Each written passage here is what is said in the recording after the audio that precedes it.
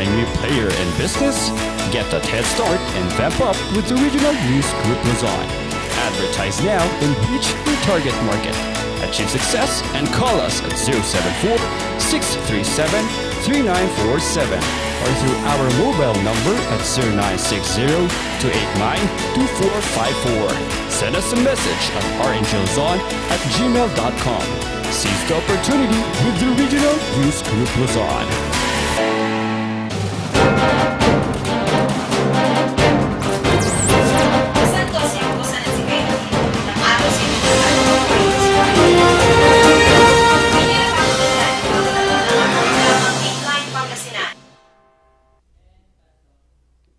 Masantos siya ang ngarap at si kayon amin. Magandang hapon po sa ating lahat. Ito po muli sumasa inyo ang palatuntunan Inside Pangasinan. Ako po ang inyong lingkod, Lynette Iris Paed. 30 minuto muli tayo na magkakasama-sama sa ating pong palatuntunan dito lamang po sa Regional News Group Luzon, RNG Luzon. Tumutok lamang po tuwing alas 3 po ng hapon dito po sa atin pong station RNG Luzon. Kami po ay mapapanood din via Facebook Live. Pakisearch lamang po yung aming pong Facebook page, Regional News Group Luzon. At meron din po kaming YouTube channel. Pakisearch, pakisubscribe. Meron din po kaming mga Instagram account at TikTok accounts. Pwede nyo din pong i-follow po yan para hindi lamang po yung ating pong palatuntunan ang inyo pong matutukan, kundi maging lahat ng mga programa dito po sa Regional News Group Luzon. Kaya ngayong araw ng Biyernes, 'di ba? Nakakakilig. Sa araw na lang po ng Biyernes ako kinikilig, mga ka-RNG. Kasi 'di ba, pag araw na ng Biyernes, nakikita ko na hapon pa lang naaamoy ko na yung araw ng Sabado. Kaya samahan niyo po muna ako ngayong pong hapon po na ito bago po tayo dumako doon sa inyong relaxation days at yung inyong mga family bonding days nito pong weekend. Ito muna, tuwing hapon, samahan niyo po ako para po sa ating palatuntunan Inside Pangasinan dito naman po sa Regional News Group Luzon. Ilan po sa ating mga tatalakayin ngayong pong hapon po na ito ay ang pagtitipid po ng tubig sa lahat ng government agencies laban sa El Nino ipinag-utos ni Pangulong Marcos. Training naman sa provincial government BDCP implementers isinagawa ng PDEA at Veterinary Medical Mission isinagawa naman dyan sa may bayan ng San Nicolas. Makakapanayam din po natin ngayon pong hapon na to si Sir Michael Sullivan, ang tourism officer ng bayan po ng Asingan, para alamin po natin ang kanilang successful activity kaninang umaga dyan po sa kanilang bayan in relation doon sa kanilang kapistahan na isinasagawa. Ongoing pa rin naman yung iba't ibang mga activities nila dyan sa kanilang bayan.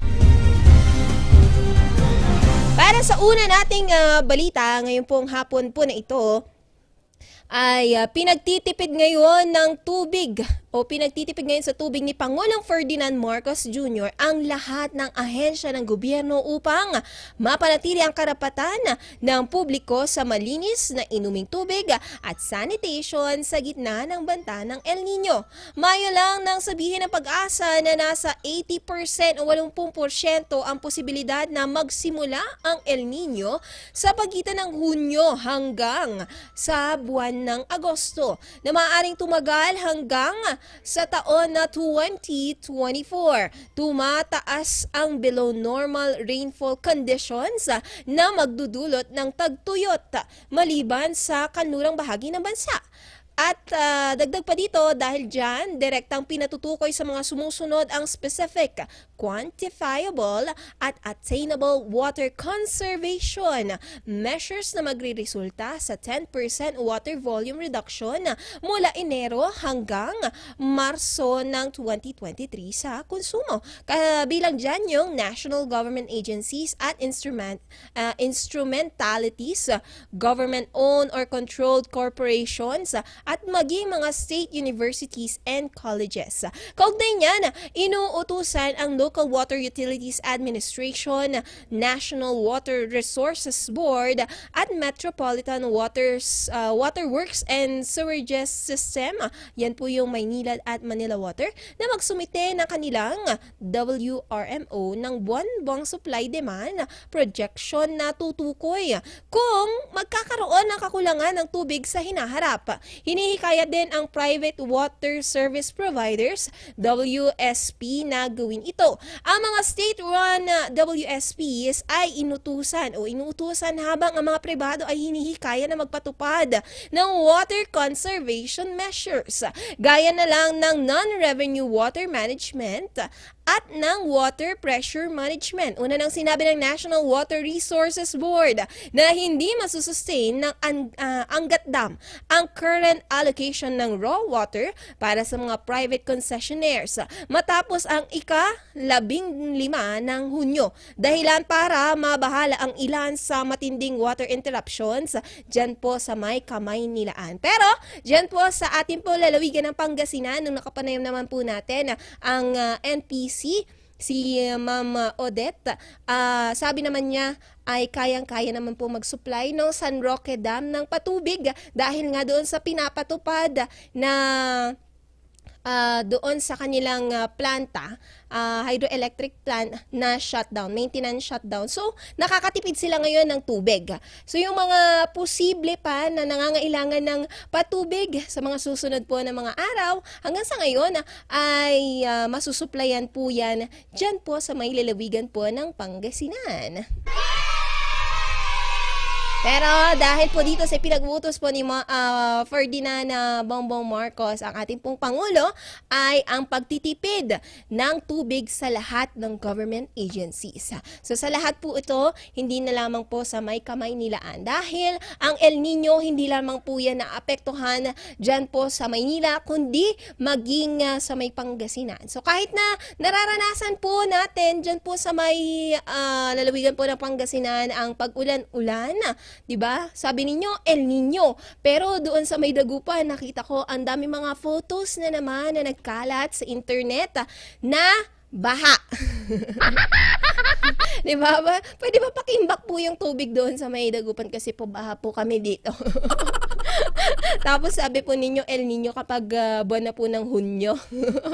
So anyways, eto po yung lahat po ng ating government agencies ay pinagtitipid po ng kanilang tubig. Pero, 'di ba, maalala po ninyo nung nakaraan nung ating pong tinalakay yung tubig diyan sa may bayan po ng Malasiki, hindi pa man na idedeklara yung El Nino. Kulang na po sila sa supply po ng patubig po diyan. Hey, I like your attitude. Dahil yung kanilang water supply galing po sa Iwadco, minsan-minsan meron, minsan-minsan wala.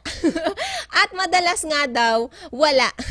This calls for immediate So sa discussion. mga kababayan po natin dyan sa may bayan po ng Malasiki, magpasalamat na lang din tayo kasi nga nung nakapanayam natin si Councilor Dang, meron silang mga ginagawa na mga measures para mabigyan ng supply ng tubig yung ating mga kababayan. Pero tipid-tipid pa rin tayo. So sabay-sabay ang lahat na magtipid, hindi lamang po yung mga government agencies natin doon sa kanilang mga opisina, kundi magtipid din.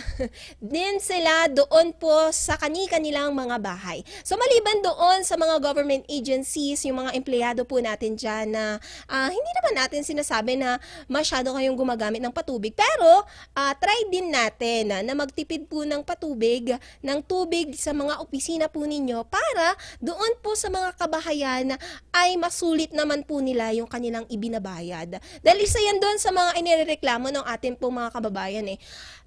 Kung makasingil kasi ng bill ng tubig, sobra-sobra. Pero kapag kinakailangan naman talaga nila nung supply ng tubig sa bawat kabahayan para doon sa iba't ibang mga household chores, nandyan yung kanilang paglalaba, paghuhugas ng pinggan, pagdidilig, na minsan dahil nga sa kakulangan ng supply ng tubig, hindi nila masyadong magawa. Kaya naman, isa sa mga nakikitang solusyon para po magawa itong mga nabanggit po natin ay ang pagtitipid po ng lahat ng tubig. So, hindi na lamang siguro para sa ating mga government agencies po ito, kundi pati na rin po sa inyo po mga kabahayan, mas maigi ang lahat na mag-imbak at magtipid na lamang po ng tubig. Dahil, sabi nga ng karamihan, mas maganda ng araw na mawala ng supply ng kuryente kahit imbes na kayo daw ay mawala ng supply ng tubig. Dahil napakahirap po talaga. Kapag wala kasing supply ng kuryente, okay mainit, okay walang ilaw. Pero, marami ka pa naman pwedeng gawin. Meron naman kasing kandila. Meron naman kayong mga flashlights na makakapagbigay ng liwanag doon sa loob ng inyong mga opisina o kaya naman sa loob ng inyo pong mga kabahayan. Meron din kasi yung iba nating mga kababayan na medyo yayamanin. 'Di ba? Meron silang mga genset. Hey, I like your attitude. Habang kapag ikaw ay nawala ng supply ng tubig, eto na, marami na sa atin ang nakanganga. This calls for immediate discussion. Diba? Yung gustong-gusto mo nang maligo, gustong-gusto mo nang maglaba, gustong-gusto mo nang maghugas ng pinggan, at iba pa, gustong-gusto mo nang maglinis, diba? Partikular na sa paglilinis ng bahay ninyo, kinakailangan nyo talaga ng tubig. Diba? Paano ka magmamap kung wala ka namang tubig? So, ayan, mas gusto na ng karamihan na mas marami ng supply ng tubig. Kasi nung summer, nung mas mainit talaga yung nararanasan nating panahon, marami na nagrereklamo ng kakulangan ng supply ng tubig. Paano pa kaya? Eto po na papasok po yung El Nino, kahit na sinasabi pa po natin na ang buwan ng Hunyo ay panahon ng tag-ulan. Mas gusto pa rin ng karamihan na mas maraming supply, mas okay. Kesa doon sa walang supply, mas sakit po kasi ng ulo yung mga ganong bagay. Dumako naman tayo sa lalawigan ng Pangasinan kung saan ang Philippine Drug Enforcement Agency o PDEA Regional Office 1 ay nagkaroon ng 2 araw na training of trainers sa Barangay Drug Clearing Program o BDCP implementers sa probinsya po ng Pangasinan. Yan po ay ginanap sa Pangasinan Provincial Training Center sa bayan po ng Lingayen. Layo ng training na mas ma-enhance ang kakayahan ng local government units sa probinsya na pangunahing responsable sa pagsustena ng implementasyon ng BDCP. Ilan sa mga tinalakay sa training sessions ay ang Barangay Drug Clearing Program o BDCP, advocacy at ang drug-free workplace policy. Base po sa Regional BDCP Accomplishment Report as of May 28, ngayon pong taon na ito, ang Pangasinan ay meron ng 92 drug-free barangays at meron na ring 1,123 drug-cleared barangays o merong 89.08%.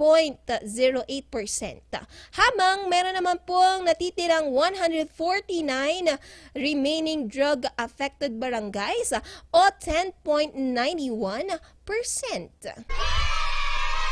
Napalaking achievement po dyan sa may lalawigan po ng Pangasinan. Doon sa mga nagtataka, bakit merong drug-free, meron din namang tinatawag na drug-cleared. So para doon sa mga kababayan po natin na medyo nalilito sa mga ganong mga nilalabas na report ng ating po mga otoridad, ang ibig po sabihin ng drug-free, kailanman hindi po sila pinasok po ng illegal na droga. So sa pagkakaalam ko, sa may lalawigan ng Pangasinan, ang bayan na hindi talaga nagkaroon ng droga dyan ay sa may bayan po ng Santo Tomas. So congratulations dyan po sa naturang bayan po na yan dahil ni kailanman hindi sila nakapagtala, hindi po nakapasok ang illegal na droga sa kanila pong bayan. Habang eto naman po, yung tinatawag naman na drug-cleared barangays. Ito naman po yung mga barangay na meron pong illegal na droga noon.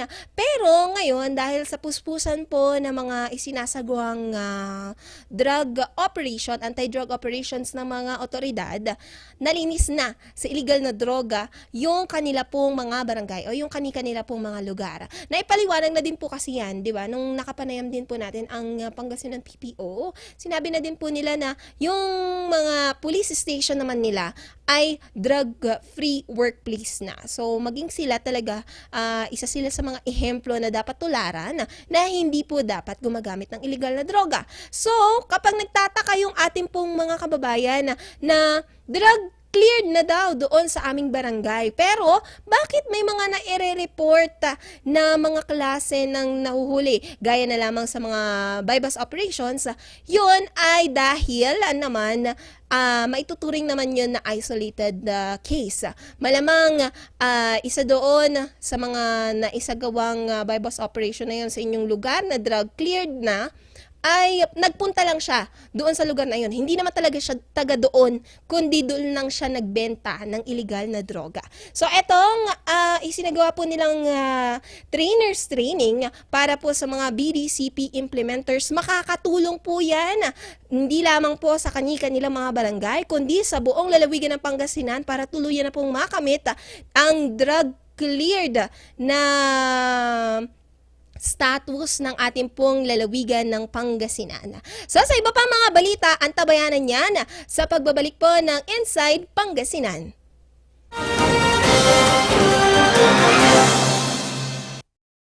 A new player in business? Get that head start and vamp up with the Regional News Group Luzon. Advertise now and reach your target market. Achieve success and call us at 074-637-3947 or through our mobile number at 0960-289-2454. Send us a message at rngluzon@gmail.com. Seize the opportunity with the Regional News Group Luzon.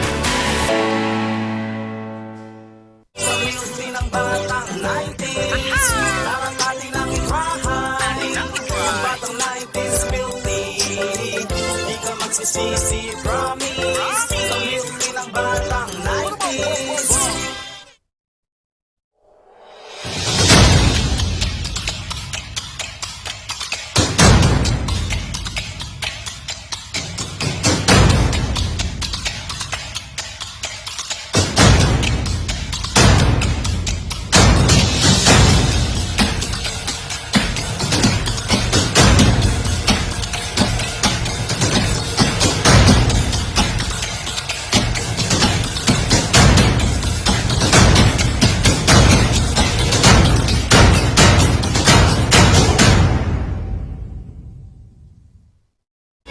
A new player in business? Get that head start and vamp up with the Regional News Group Luzon. Advertise now and reach your target market. Achieve success and call us at 074-637-3947 or through our mobile number at 0960-289-2454. Send us a message at rngluzon@gmail.com. Seize the opportunity with the Regional News Group Luzon.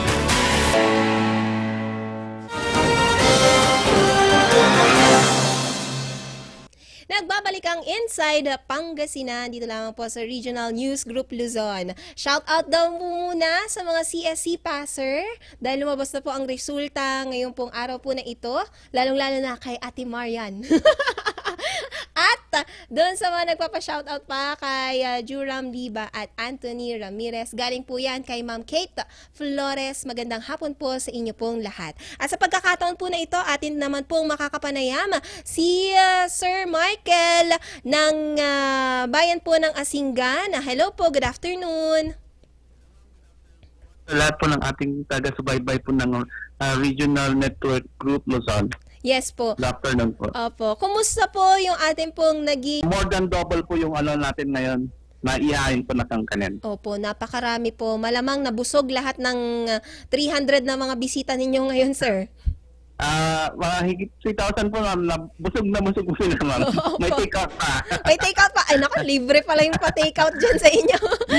Yes, ma'am. Anyways, sir, kasi po, nung una namin kayo nakapanayam, yung ating pong pinag-usapan, para doon sa longest Yes, kakanin po ninyo, sir. Pero ngayon, ang ginawa po ninyo ay per bilao na. Bakit po, sir? Yes, ma'am. Nagkaroon po kasi, yung una po kasi yung plan is yung longest line. Ngayon po, nagkaroon po ng change of plan po. Yes Kaya naging bilao po. Bumalik po kami sa dati. para i-break namin yung dati naming record from 2022 na 211, ngayon po 511 na po. Opo, napakarami pa rin po yun, sir, kahit na Yes. nag-change of plan po kayo. Ngayon, sir, doon po ba sa ginanap po ninyo kanina na aktibidad, naging successful po ba kung ituturing po natin ito, sir? Yes ma'am, sobrang successful po ma'am. Opo. Ano pa po yung mga iba pang mga aktibidad dyan po sa may bayan ng Asinggan? Dahil tuloy-tuloy pa rin po yung inyo pong kapistahan, sir. Yes ma'am, ngayon po at as of 3 p.m. po kaka-start po ng Asinggan Got Talent sa Asinggan Sports Center, and followed by at sa gabi naman po Barangay and SK Night. Tapos tomorrow, June 10 po, magkaroon po ng first Enduro Yamaha Motocross Challenge po, and then followed by sa gabi po ng SMB Night po and Battle of the Band. Opo, napakarami pa po ninyong mga aktibidad, sir. Hindi pa ba kayo napapagod? Nakakatulog pa rin po ba kayo? Yes ma'am, nakakatulog pa rin po. Actually, yung ang price po natin is yung madami po na tayong napapasayang mga tao. Yun po ang importante para sa amin. Opo. Ito po bang atin pong ginawa kanina pong umaga, yung napakarami pong mga nailutong mga bilao po ng malagkit. Ilan po yung mga tumulong doon po sa pagluluto, sir? Actually, lahat po ng mga barangays po dito sa bayan po ng Asinggan, which is 21 barangays, 29 schools po from elementary, high school, and sa tertiary level po, and mga NGOs and CSOs po, kasama din po natin yung mga Farmers Association, kasama po natin. So, madami-dami po ma'am. Yes po, sir. Bakit po natin ito? Sa lahat po ng ating mga kababayan, kayo po ay aming inaanyayahan po. May mga activities pa po tayong nakalinya. As of today po, Asinggan Got Talent. Mamayang gabi po, Barangay and Esquinet. Tomorrow po, may mga activities din po. Hanggang Sunday pa po ma'am, magkaroon po tayo ng sa bike challenge po. Yes po. Maraming salamat, Sir Michael Sullivan ng bayan po ng Asinggan. My pleasure, ma'am. Yes po. Thank you so much po sa RNG Luzon. Maraming salamat. Yes po. At yan, atin po nakapanayam si Sir Michael Sullivan ng bayan ng Asinggan in regards dyan sa kanilang kapistahan sa natura pong bayan. Dahil kanina nga, napakaraming kakanin, gaya nung kanyang nabanggit. Sa sobrang dami at ng kanilang nailutong bilaon ng malagkit dyan po sa kanilang bayan, yung mga bisita kaninang umaga, hindi lamang po nakakain ng libre, nakapag-take out pa ng libre. Diba? Parang ang saya. Wala ka nang binayaran, diba? Nag-enjoy ka na nanood ng kanilang mga programa dyan sa may bayan po ng Asinggan. Nag-enjoy ka pa doon sa iyong pauwi. Ito yung hindi ka naman naki-birthday, pero may plastic kang daladala para pag uwi mo, meron ka ulit daladala. Anyway, sa iba pa po nating mga balita, dito lang po sa Inside Pangasinan, tutukan yan sa ating pong pagbabalik.